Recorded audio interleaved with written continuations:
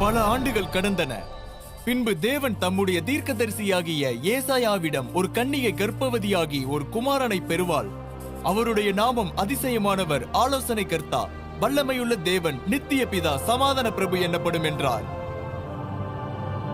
குறிக்கப்பட்ட காலத்தில் கேப்ரியல் என்னும் தூதன் மரியாள் என்னும் கன்னிகையை சந்தித்து, பரிசுத்த ஆவியின் வல்லமையின் மூலம் அவள் ஒரு பிள்ளையை பெறுவாள் என்று கூறினான். அந்த பிள்ளை உன்னதமானவருடைய பிள்ளை எனப்படும். மரியாள் அந்த பிள்ளையை பெற்று தேவதூதன் அறிவுறுத்தியபடி அவருக்கு இயேசு என்று பெயரிட்டாள். ஒரு தேவதூதன் இரவில் தங்கள் மந்தையை காத்துக் கொண்டிருந்த மேய்ப்பர்களுக்கும் தரிசனமாகி, பெத்லகேமில் ஒரு இரட்சகர் பிறந்திருக்கிறார் என்று அவர்களிடம் கூறினார். பிள்ளையை துணிகளால் சுற்றி முன்னணியில் கிடத்தப்பட்டிருப்பதை மேய்ப்பர்கள் காண்பார்கள்.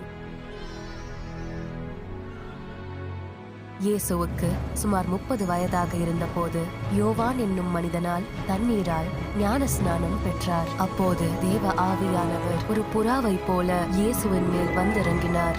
தேவன் வானத்திலிருந்து பேசி, இவர் என்னுடைய நேசகுமாரன், இவரில் பிரியமாயிருக்கிறேன் என்றார். இயேசு ஞானத்தோடும் புத்தியோடும் தேவனை குறித்து போதித்தார்.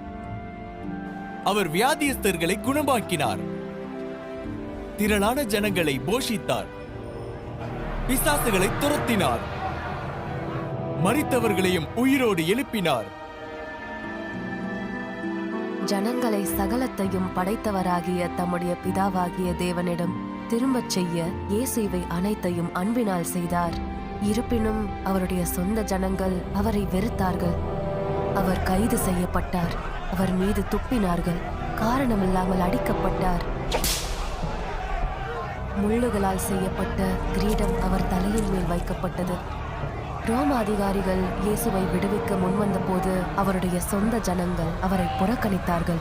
அவர் சிலுவையில் அறையப்பட வேண்டும் என்று வலியுறுத்தினார்கள்.